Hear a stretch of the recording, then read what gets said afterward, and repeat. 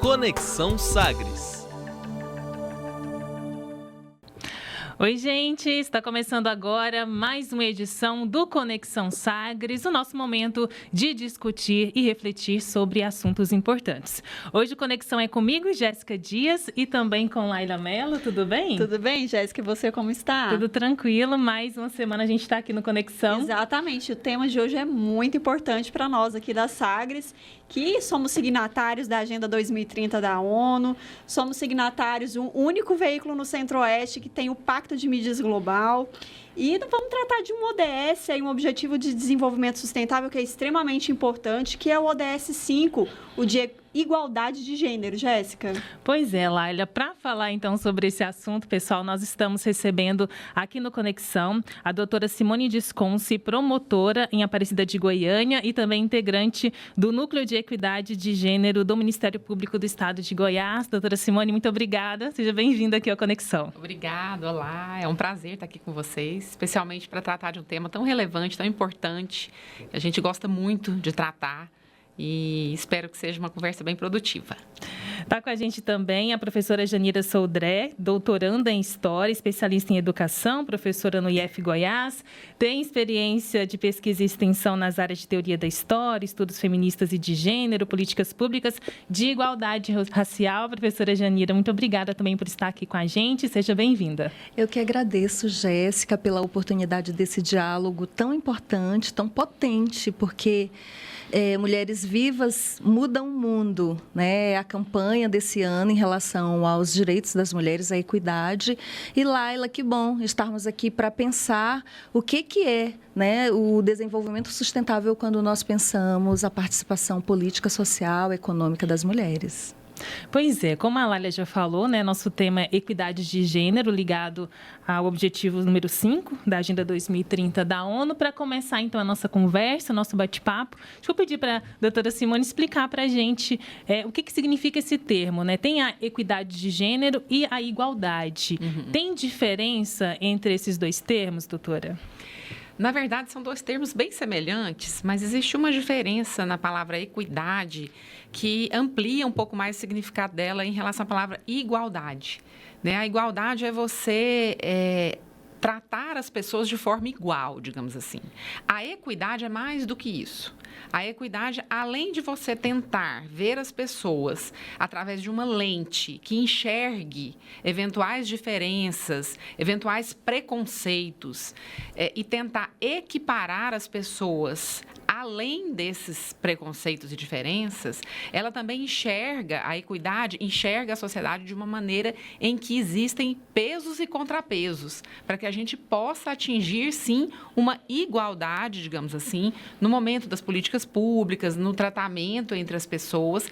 E para isso é que a gente, às vezes, usa aquelas ações afirmativas, né, que a gente já conversou algumas vezes, a questão das cotas, a questão das políticas protetivas, porque a equidade visa isso, também dar às pessoas que precisam desse tratamento desigual no momento de equipará-las socialmente e em termos de políticas públicas para que alcancem uma igualdade verdadeira. Né? Não adianta a gente falar em igualdade quando as pessoas estão em patamares diferentes de oportunidades.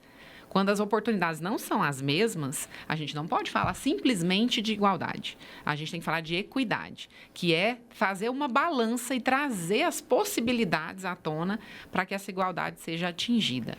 Mas é importante também, Janira, a gente pensar que quando a gente fala em equidade de gênero, nós estamos falando, mulheres, né? A gente está voltando o olhar para essas diferenças voltadas entre homens e mulheres, né? Mas a gente também tem que pensar, ir um pouquinho além e entender que mulheres é uma categoria muito ampla, né? E que a gente tende, a sociedade tende a universalizar o que é ser mulher, né? Que é uma mulher hétero, é uma mulher cisgênero, é uma mulher de classe média, às vezes até alta, né? Heterossexual. Então, Queria que você falasse para a gente, Janira, a importância de fazer essas marcações e pensando em desigualdade mesmo entre a marcação do que é ser mulher. Eu acho que há um elemento que é assim, a equidade, em princípio, né, eu desenharia assim, é a igualdade respeitadas as diferenças. Então, existem algumas diferenças que são de teor relacionado, por exemplo, à própria reprodução humana, quando você pensa a gestação, o parto, a amamentação, por exemplo, o impacto disso na carreira da mulher, né? Então, obviamente, nós vamos precisar, inclusive temos, mas precisamos melhorar também políticas de amparo a esses momentos, né, da vida da mulher, momentos da vida reprodutiva, inclusive, que vão ter um impacto em outros setores da vida, como é o caso do cuidado com as crianças, o próprio trabalho doméstico. Isso para pensar um pouco essa ideia de igualdade respeitada as diferenças, inclusive biológicas, por exemplo. Mas nós podemos pensar também a equidade como a produção de uma igualdade respeitada as diferenças que muitas vezes são apropriadas e transformadas em desigualdades, como é o caso, por exemplo, da diferença racial. Né?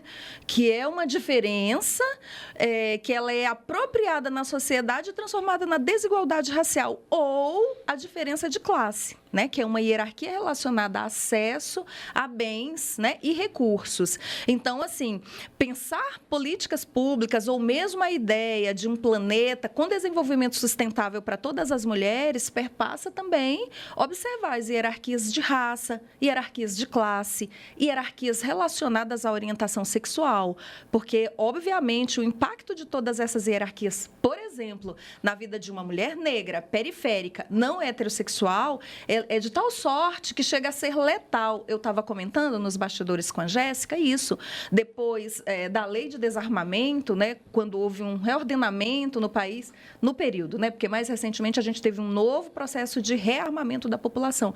Nós não verificamos uma redução de letalidade, de morte entre mulheres negras, pelo contrário, um aumento. Entre mulheres brancas, sim. Esse é só um exemplo de como muitas vezes uma política pública que ela não recorta para compreender o impacto das diferenças raciais, por exemplo, ela pode vir e proteger um grupo e desproteger outro grupo. A professora Janira tocou em 3 pontos importantes, que é a carreira, maternidade e as diferenças raciais. A gente vai aprofundando, né, Laila, nesses temas daqui a pouquinho. São muitos temas, né, Jéssica? Mas eu queria que a gente falasse um pouquinho da questão das diferenças raciais. Como que hoje a mulher negra ela é contemplada nessas estratégias de equidade de gênero, Janira? Eu penso, primeiramente, no impacto da sociedade civil organizada. Eu acho que hoje o movimento de mulheres negras no Brasil, não só eu falo isso, a Angela Davis, que é renomada internacionalmente, já disse isso de público. Disse, inclusive, aqui em Goiânia, quando ela teve em 2018, abrindo o Encontro Nacional de Mulheres Negras, que é o movimento de mulheres mais potente no mundo, é o movimento negro de mulheres brasileiras, com um impacto que ele perpassa desde a reivindicação de políticas públicas para contemplar, vamos dizer assim, as desigualdades históricas e contemporâneas e atuais, né? Então, para pensar, por exemplo, carreira mulheres negras, se você pega o ganho médio de um homem no Brasil, vamos pegar R$100, uma mulher branca ganha 70, um homem negro ganha 63, uma mulher negra R$40. Então, quando você pega essa diferença, a gente, então, Jéssica, para ir direto à sua questão, né? As diferenças raciais, elas são de tal sorte que o impacto, por exemplo, na renda das mulheres negras não respeita sequer o avanço, por exemplo, da escolarização. Nós imaginávamos que o avanço da escolarização das mulheres em geral e das mulheres negras particularmente viria a melhorar salários, por exemplo.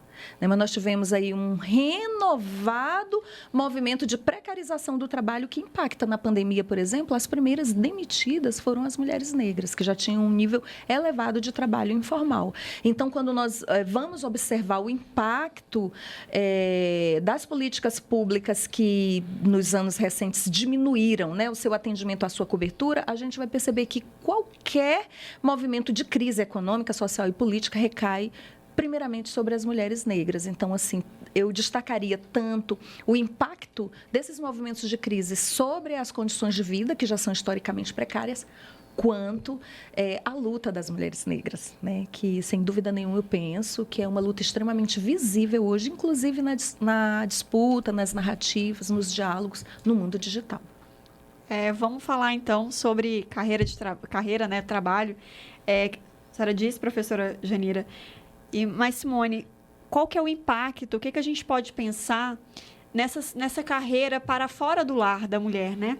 Que a gente está falando aí sobre desigualdade, sobre as mulheres negras que foram tão impactadas pela pandemia, mas existe a carreira fora de casa, né, fora do lar, e a carreira dentro de casa, né? Aí a gente pode falar, e como isso interfere, porque a gente pode falar sobre dupla jornada de trabalho, sobre tripla, né, jornada de trabalho. O cuidado geralmente é direcionado para as mulheres e como isso impacta, né, as nossas vidas, né, Jéssica?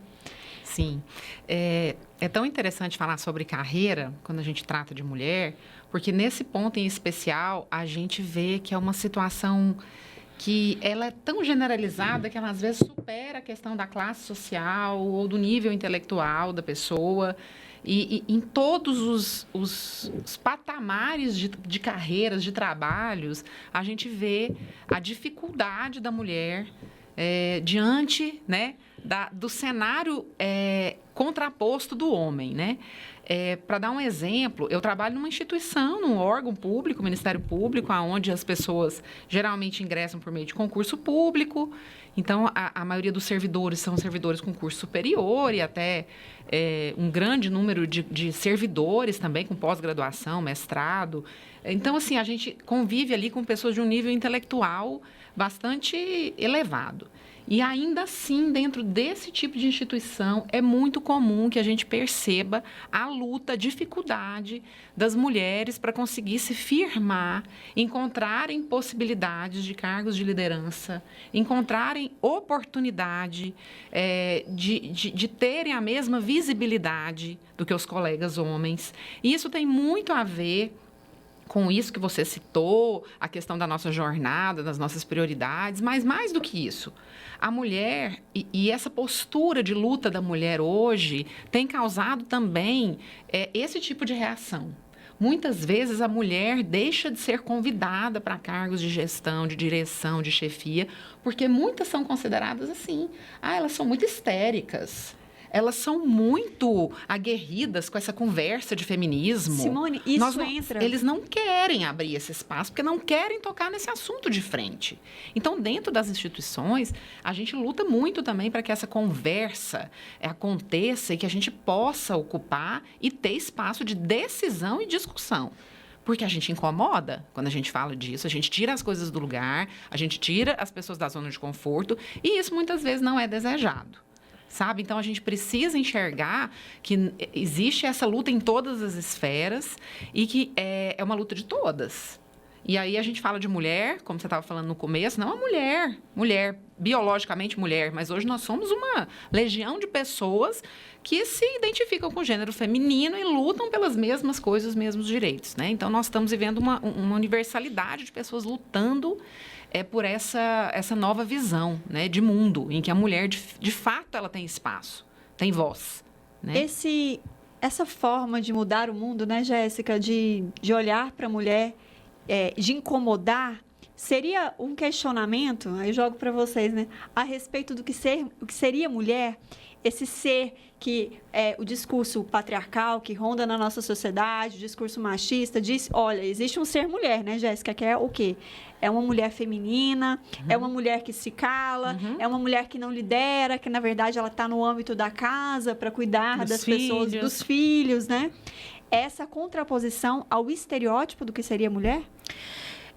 Inclusive, a Jéssica tinha me perguntado sobre mulheres negras. Mulheres negras, geralmente identificadas como raivosas ou pouco femininas, nem sempre são idealizadas como mulheres, né?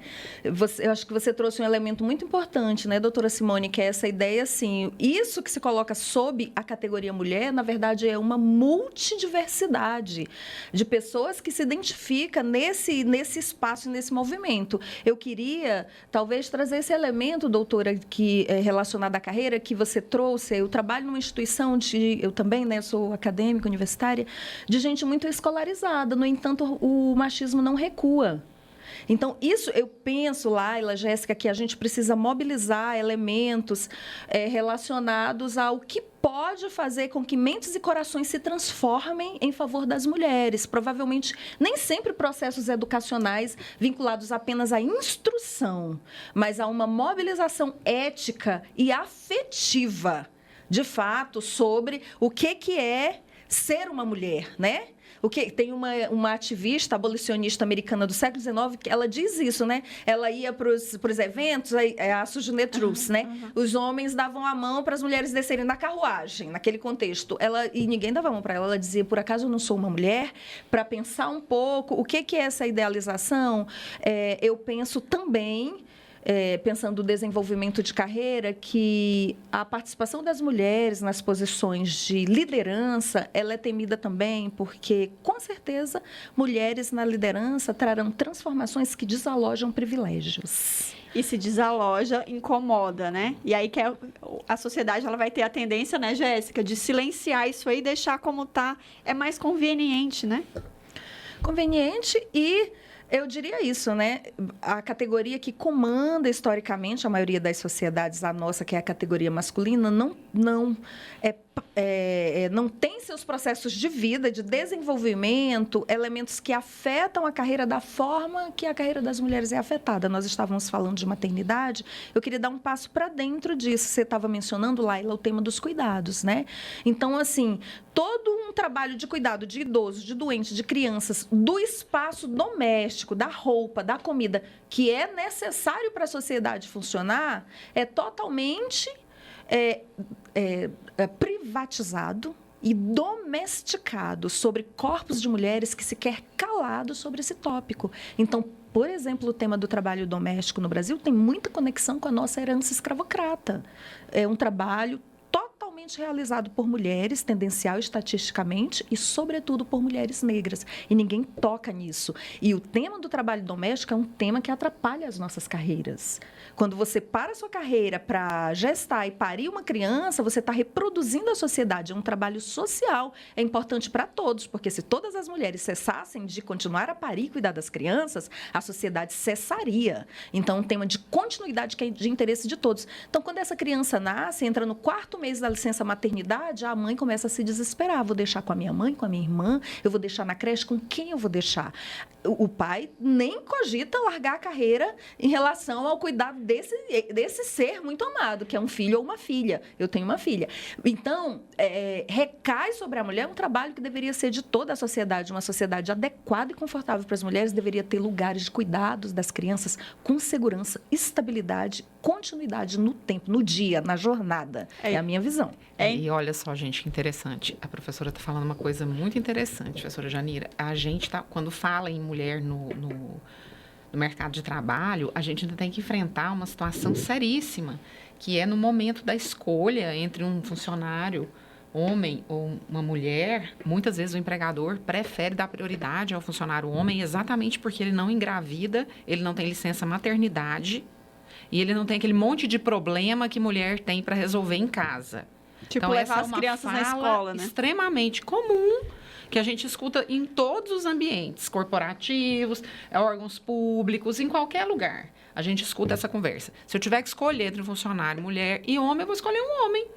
O homem é muito mais livre, é muito mais dedicado ao trabalho do que a mulher. A mulher, ela para, principalmente mulher em idade fértil. É bem o perfil que eles não querem, que a mulher provavelmente vai parar para parir, depois tem a licença maternidade, depois vai ter o filho que vai adoecer, que vai... Então, eu não quero esse incômodo. Eu quero um funcionário que me atenda. E eu digo isso, é muito sério, porque não são só os homens que pensam assim. As mulheres. Mulheres empregadoras usam esse discurso.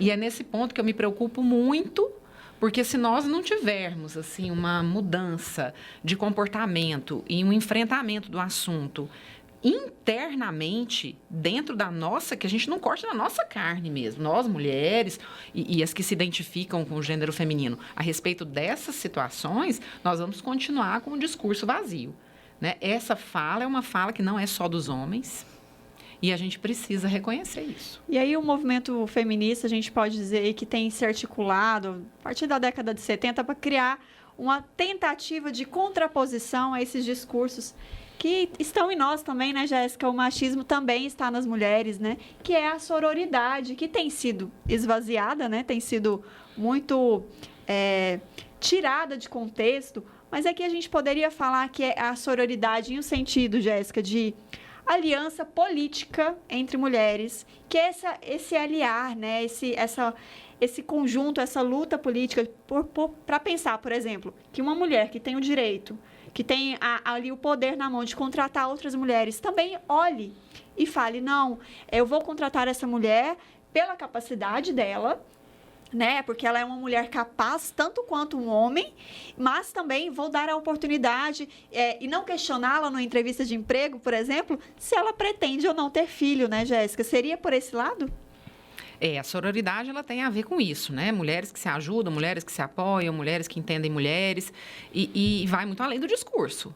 A gente precisa da prática, né? O discurso é lindo, mas é na prática que a gente vê isso, de fato, fazer diferença. E existem lindíssimos exemplos, né? Claro que a gente já viu e a gente conhece e espera que eles, que eles aumentem cada vez mais.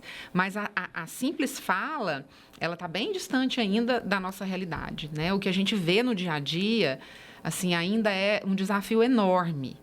O desafio de buscar esses espaços e esse reconhecimento verdadeiro, ainda que em detrimento de muitas outras coisas, ainda que na questão da empresa, do corporativismo e dos cargos de chefia, né? Ainda que algumas mudanças tenham que ser feitas e, de fato, que o poder tem que ser compartilhado e que os privilégios tenham que ser cortados, né? A gente precisa enfrentar. Mas é o que a gente estava dizendo, é um processo que vem desde lá da nossa colonização. É um processo, assim, que se a gente for entender ele desde o começo, a gente vai reconhecer um avanço, a gente vai reconhecer que a gente caminhou muito, mas que a gente ainda tem muito para caminhar.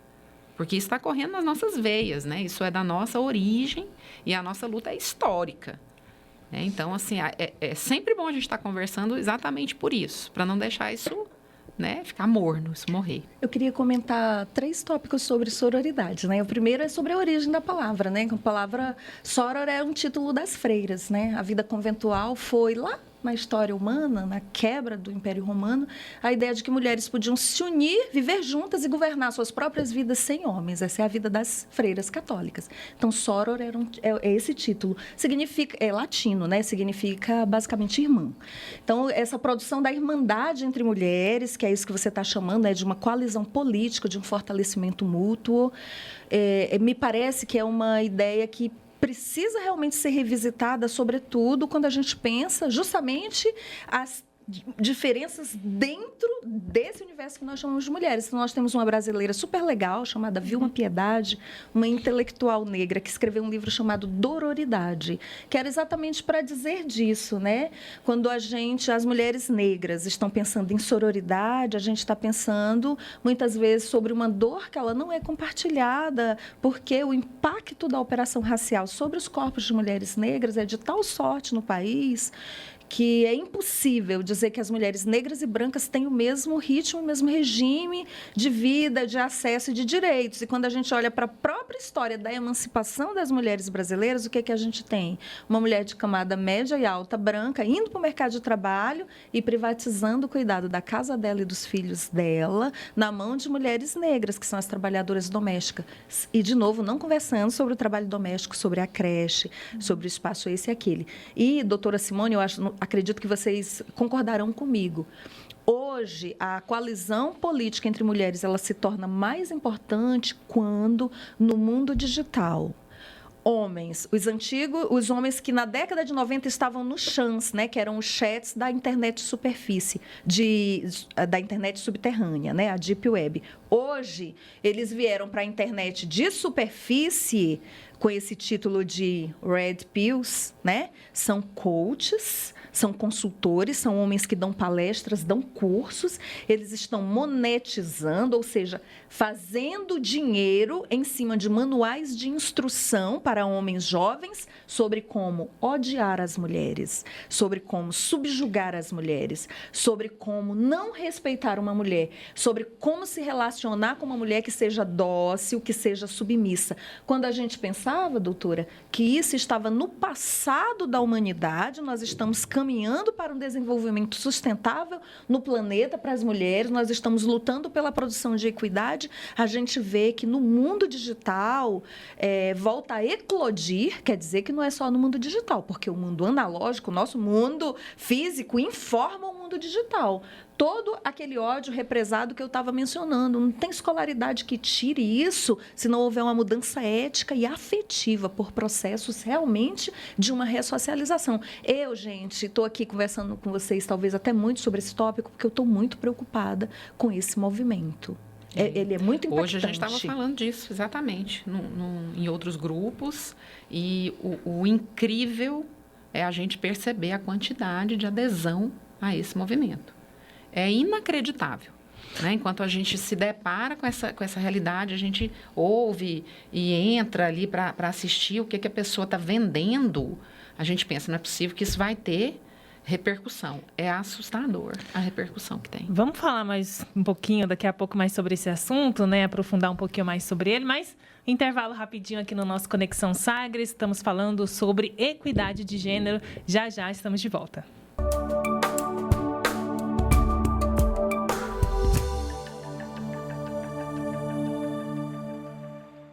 Estamos de volta com Conexão Sagres, falando sobre equidade de gênero. Hoje nós estamos recebendo a doutora Simone Desconce, também a professora Janira Sodré. O papo fluiu bastante, né, Laila, no primeiro bloco. São tantos assuntos importantes aqui para a gente discutir.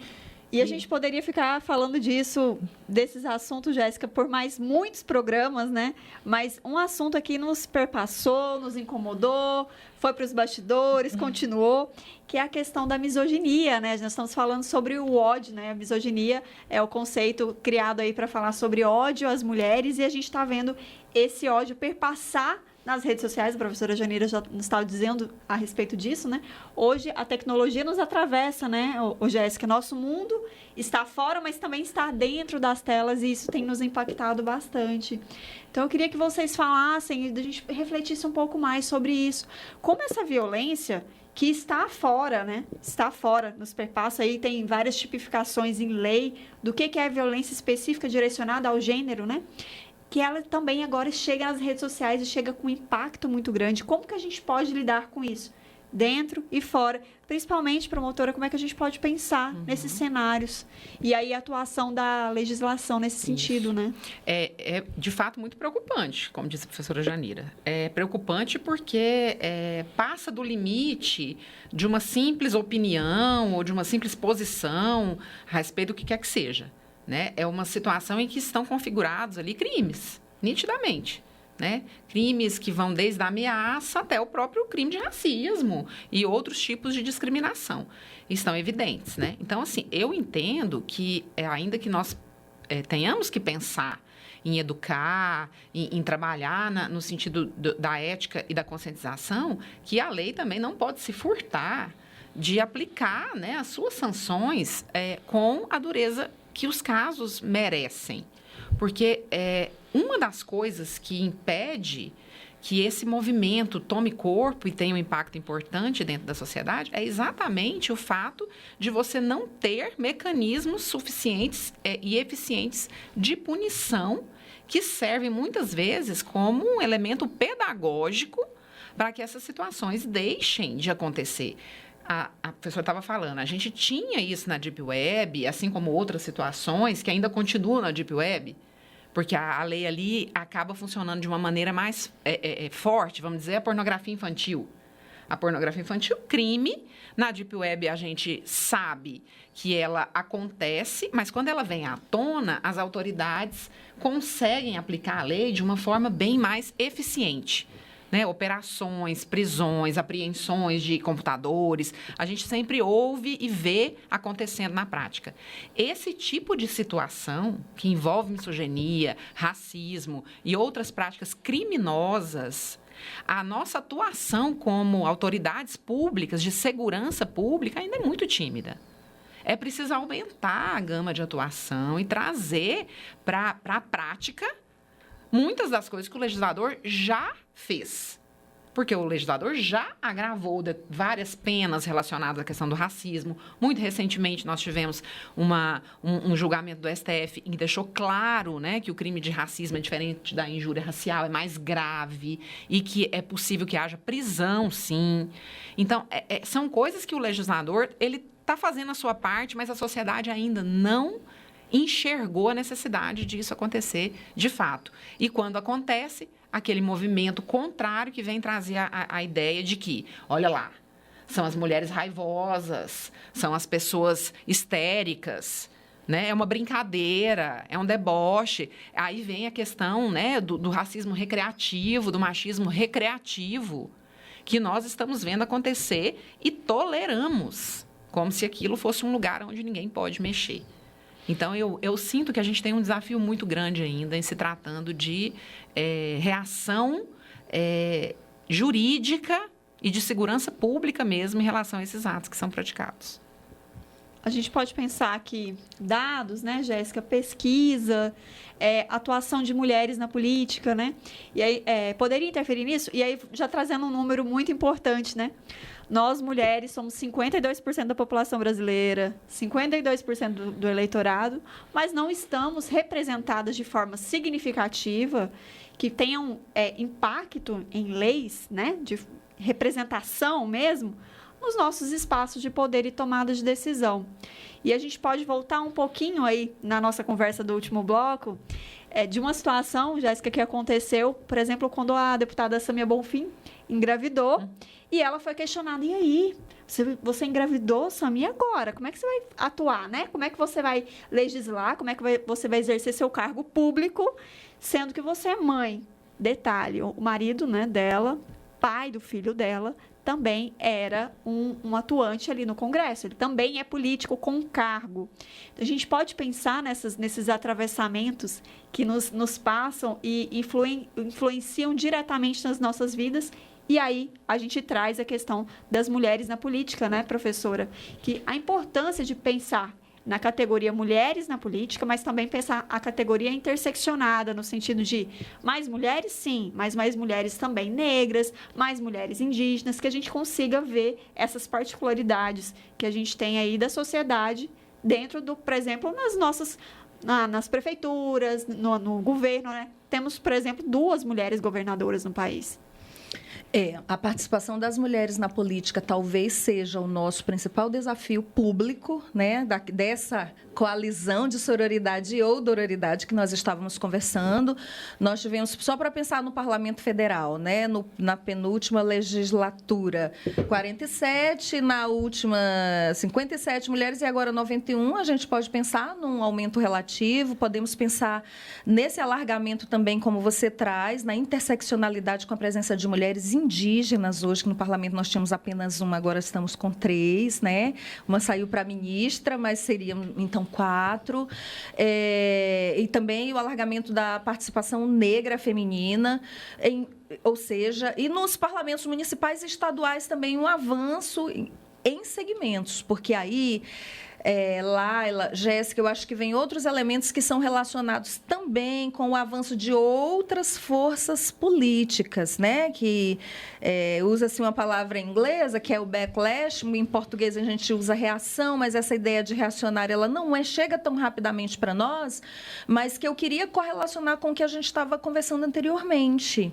Nós temos um caso icônico mundialmente, que foi a execução pública sumária da vereadora Marielle Franco, no Rio de Janeiro, que já é um ícone do Brasil e que a relação ali entre milícias, né, e a interconexão com polícia, todas essas conexões muito problemáticas nos mostram que essas forças masculinas na política, interagindo com corrupção dentro do Estado, vão confluir para um assassinato de uma mulher eleita representando precisamente, Laila, esse avanço e essa presença de todas as interseccionalidades no campo da política, o que nos mostra basicamente que, doutora Simone, você estava falando antes, né? A mesma resistência que a gente encontra dentro das instituições à presença feminina, ela, quando se alarga para o mundo da política, ela se torna uma resistência odiosa, podendo chegar a uma execução. Então, essa ideia de interromper mulheres, eu queria fazer essa conexão com o que a doutora Simone estava trazendo sobre uma legislação, né, um arcabouço jurídico que já opera para as redes sociais, para a internet, por exemplo, para coibir, por exemplo, a misoginia, né, o ódio, o desprezo às mulheres. Mas nós temos um outro tema correlato a esse, que é um tema que está na ordem do dia, que é de interesse para nós mulheres, que é a regulação da internet. Amplamente relacionada a crimes de ódio, mas para pensar o crime de ódio contra as mulheres, porque quando nós temos, seja crimes na Deep Web, seja discursos de ódio na internet de superfície, é aquela ideia, Laila, Jéssica, de uma palavra ou de uma piada que autoriza a bala. Sabe? O corpo dessa mulher, ele merece o nosso desprezo. É isso que essas pessoas aí que se auto-intitulam Red Pills estão fazendo na internet. O corpo delas merece o nosso desprezo. Né? Teve aí vários episódios recentes, né, de um rapaz desprezando uma moça porque havia oferecido uma bebida que ele não achava que era digna de um ser masculino. A outra influenciadora, eu quero comentar um pouquinho de influenciadoras. A outra influenciadora que veio fazendo a crítica e ele a ameaçou de morte. Tudo por meio das redes sociais. Quer dizer, uma ameaça já entra no crime de uma tipificação, né, legal que existe. O que eu queria falar de influenciadoras? Estamos aqui falando essas criaturas, né, dessas pessoas que fazem isso. Eu acho que nós temos um papel também que é de empoderar mulheres na internet, de fortalecer essa participação, segui-las, comentá-las, tratá-las como atoras, sujeitas, relevantes na vida política, na vida pública, fazendo essa disputa, inclusive no ambiente digital. E aí, Laila, você trouxe uma coisa que eu achei muito interessante para a gente pensar, né? A internet, ela assim, nós somos ciborgues hoje, ninguém funciona sem máquina, que tem aqui microfone, câmera, internet, celular, a hora que o celular some, a gente falta dar um ataque no coração, porque nós hoje somos interconectados com máquinas. Então, o cuidado que nós precisamos ter, sobretudo com as novas gerações, porque a socialização das crianças, dos adolescentes e jovens se dá hoje muito mais fortemente na internet do que, por exemplo, no ambiente escolar. E a gente pode falar sobre socialização nesse sentido, também sobre o que seria um padrão de beleza, né? Já que estamos falando na internet, né? Como a internet tem atuado, né, Jéssica? Para mostrar para crianças, para adolescentes, o que é o ideal, né? E a gente pode pensar, por exemplo, como os filtros atuam no entendimento de que essas meninas e adolescentes, e nós, mulheres mais velhas, né? Mas mesmo assim, de entender, de ler a sociedade como aquela imagem ali é a imagem padrão, a imagem que eu devo alcançar e como isso pode interferir na cabeça das meninas, né, Jéssica? Exatamente. Eu queria falar de outra coisinha lá, antes de a gente falar dessa questão dos filtros das redes sociais, porque a gente falou de educação em 2 momentos aqui com a professora Janira, e eu já queria te falar um pouquinho também de políticas públicas. A gente falou aqui das dificuldades das mulheres no mercado de trabalho, nas diferenças raciais, na maternidade, na política também. E teve um momento no último bloco, professora, que a senhora falou assim, a gente pensávamos se as mulheres tivessem acesso à educação, elas teriam melhores posições no mercado de trabalho, teriam um salário melhor, e isso não aconteceu. A gente falou também da instrução educacional no que diz respeito ao respeito também às mulheres, né? E também não funciona. Como que a gente pode pensar, então, para resolver todas essas questões que são tão intensas que a gente conversou aqui, todas essas dificuldades, qual que é o papel da educação, então, nesse cenário todo, né? E já linkando com as políticas públicas também. É uma excelente questão e eu acho que ela merece a gente cortar um pouquinho mais embaixo, né? Nós pensamos assim, o impacto da educação em renda, não melhorou a renda, mas melhora a cidadania à medida em que a pessoa pode ter acesso a mais informação e compreender-se melhor como sujeito. E aí vem a conexão com a sua questão, Jéssica. há outros ambientes de socialização, outros ambientes de mobilização ética e afetiva que não são somente os ambientes institucionais, como é o caso do sistema formal de ensino. Eu noto muito no movimento negro, por exemplo, tem até um livro aí, né, que é da Nilma Lino, foi ministra, chama Movimento Negro Educador, onde ela mostra que a escola, por exemplo, não ensina uma criança negra, muitas vezes, a ter um posicionamento afirmativo em relação ao seu padrão de corpo, por exemplo, a história do seu povo nesse país, mas o movimento negro ensina. Então, eu teria essa ousadia de dizer, talvez a escola não ensine, por exemplo, orientação de gênero, orientação sexual, inclusive porque, nos últimos anos, vocês vão lembrar, houve a mobilização e a coalizão de setores religiosos e não religiosos, de ultradireita conservadora, para podar, tanto no Parlamento Federal como nos parlamentos estaduais. Nós tivemos aqui em Goiânia uma sessão a qual estive presente, quase de enfrentamento, embate físico entre os atores presentes, né? Porque não queria deixar passar para dentro dos currículos escolares o tema da educação sexual e do diálogo sobre gênero.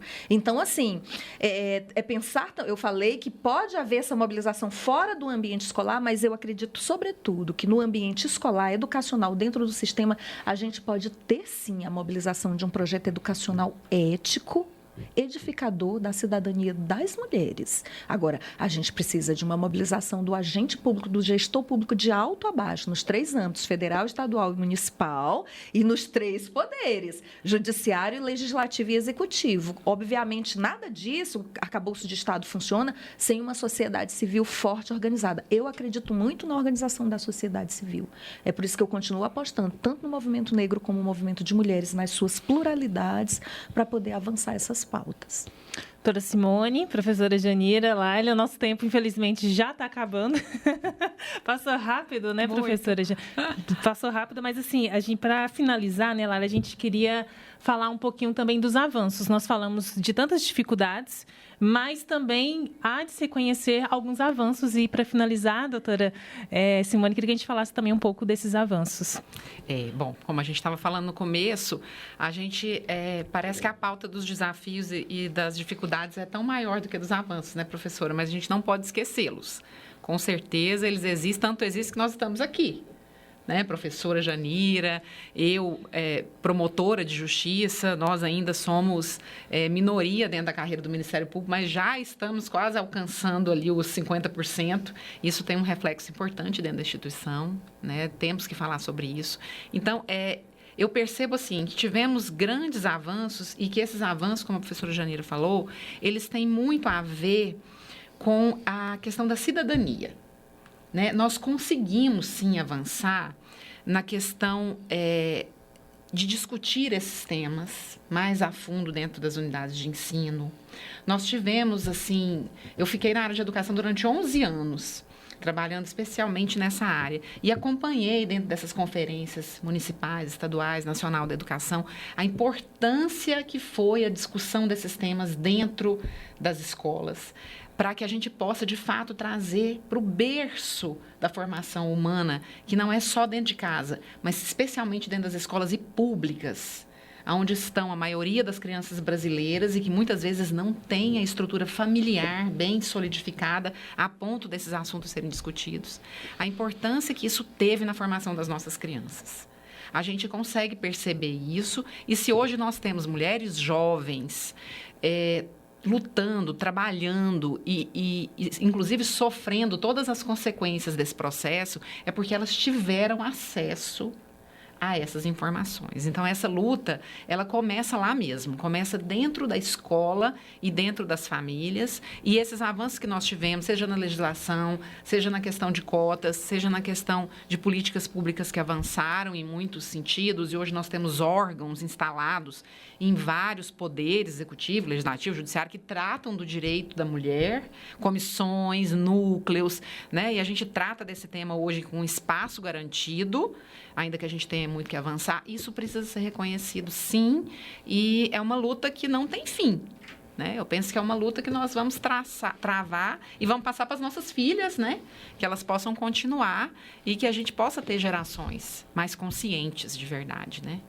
E agora a gente queria saber onde vocês estão nas redes sociais, onde que as pessoas podem encontrar vocês, onde a gente pode ouvir e ver, ter esse acesso ao conteúdo que vocês falam, né?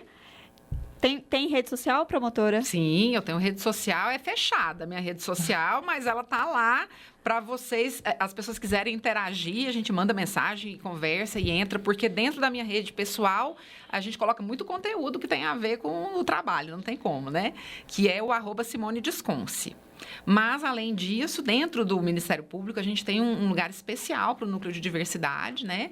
Que é no e-mail, núcleodiversidade@mpgo.mp.br, onde a gente também pode trocar ideia e discutir a respeito desse assunto, inclusive trazer, né, mais pessoas para esse núcleo, que é onde a gente, lá no Ministério Público, foi um grande ganho para a gente poder interagir e agregar mais pessoas em volta desse tema. Professora Janira. Antes de falar das minhas redes sociais, eu queria só dizer que nós, mulheres brasileiras, recentemente nos tornamos a maioria da comunidade universitária, que eu acho que é um elemento importante. Eu sou no Instagram, @JaniraSodré. Lá eu trato de projetos que eu levo, não necessariamente vinculados à vida profissional, mas eu sou também no Instagram, @PretasDeAngola. Nosso coletivo de mulheres negras, lá sim tem bastante conteúdos que podem ser compartilhados com temas que a gente está tratando aqui. Muito obrigada, professora Janira Sodré, doutoranda em História, especialista em Educação, professora no IF Goiás, experiência de pesquisa e extensão nas áreas de Teoria de História, Estudos Feministas e de Gênero. Muito obrigada também à doutora Simone Desconce, promotora em Aparecida de Goiânia e integrante do Núcleo de Equidade do Ministério Público do Estado de Goiás. Muito obrigada. A gente que agradece, a gente foi ótimo. Foi mágico. Um prazer. Um tema muito importante, né, Jéssica? Dava para a gente ficar aqui horas conversando. Esse é apenas um dos programas, né, que a gente quer trazer, abordar essa temática que nos perpassa tanto, né, Jéssica? Vamos falar disso muitas Passou outras rápido vezes. Demais. Demais, Parabéns com certeza. a vocês pela iniciativa. Foi um prazer participar. Muito obrigada. Obrigada por estarem aqui conosco. Obrigada. Laila, até uma próxima. Até. Muito obrigada a você também, que esteve aqui acompanhando a gente nesse Conexão Sagres. Até uma próxima.